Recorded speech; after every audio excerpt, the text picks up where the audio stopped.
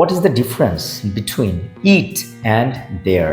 আজকের ছোট ভিডিওতে চমৎকারভাবে বিষয়টিকে বুঝিয়ে দিচ্ছি। দেখো, ইট এবং দেয়ার এই দুটো ওয়ার্ড ইন্ট্রোডাক্টরি সাবজেক্ট হিসেবে বাক্যে বসে এবং ইট সর্বদা সিঙ্গুলার হিসেবে বসে এবং দেয়ার সিঙ্গুলার এবং প্লুরাল দুটো হিসেবেই বসে। এটা ডিপেন্ড করে দেয়ারের পর নাউনটা কি বসেছে তার উপর।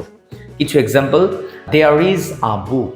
ওকে, এখানে দেখো দেয়ারের পরে আমি ইজ ব্যবহার করেছি কারণ পরে এ বুক একটি বইকে বোঝানো হয়েছে। যদি বলতাম দেয়ার আর সাম বুকস, দেখো এখানে দেয়ারের পর আর বসেছে কারণ সাম বুকস প্লুরাল।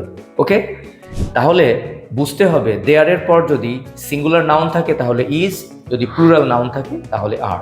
কিন্তু ইট সর্বদা সিঙ্গুলার সাবজেক্ট হিসেবেই বসবে। Example, it is a book, it was a book. Okay, it always singular.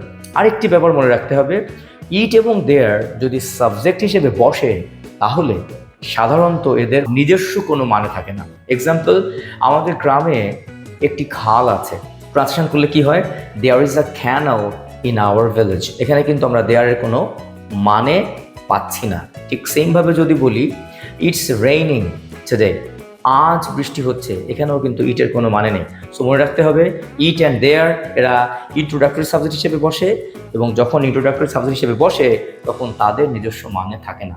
এবং it singular, there singular or plural দুটোই হতে পারে, ডিপেন্ডস অন দেয়ারের পর আমরা কি সিঙ্গুলার নাউন ব্যবহার করেছি নাকি প্লুরাল নাউন ব্যবহার করেছি। I hope you got it. Thanks for watching.